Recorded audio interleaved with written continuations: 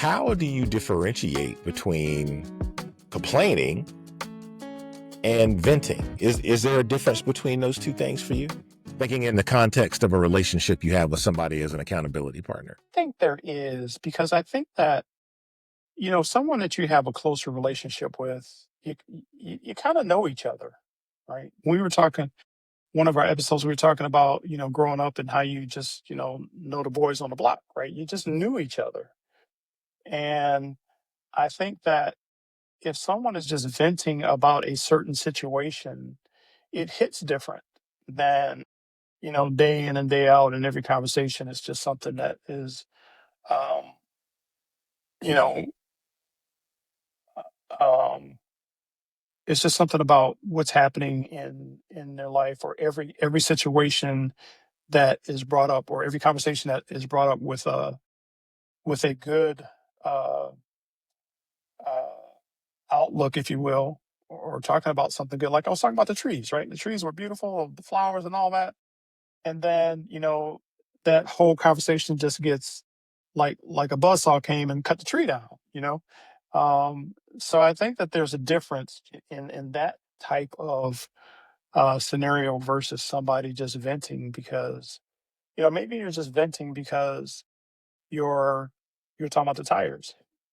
Hey man, I just bought these tires last month and now I got these two tires that are bad, right? I mean, I think that that is more of a vent than it is necessarily a complaint, or um, just a gripe kind of thing. Yeah. And from my perspective, if I'm venting, venting is like a vocalized, I interpret it as a vocalized release.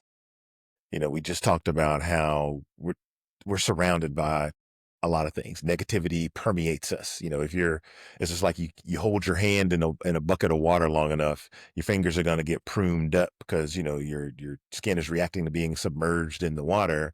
Similarly, if we're submerged in negativity around us, it's going to impact us some way or another. And venting to me seems like a vocalized way of releasing that. And once we've released it, it's like, okay, I got that out.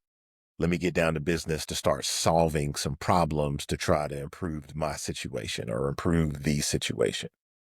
Whereas I interpret complaining kind of as you've been using the word to be like, I'm going to just bring all these things up, but I want to have a pity party and say, woe is me, and not shift into that mode of, okay, I've acknowledged what's going on. Now let me start trying to transition my way into something better. Right. Yeah, I like how you put the venting. It's like taking a deep breath and letting it out, and it's like, okay, now let's go. Right. Mhm. Um, but yeah, I mean, you hit the nail on the head. The whole pity parties, and every day there's a scenario about what's wrong in the world, what's wrong in my life. Every day, every time, every conversation. And to me, that's not venting. That's just you know not recognizing what good you have in your life. And then, like I said earlier, you have a choice when these things happen. You can actually choose to be in that pit party, or you can choose to say, okay, how am I going to, um, you know, turn the situation around? And, sure, it takes a little faith, and faith is not easy.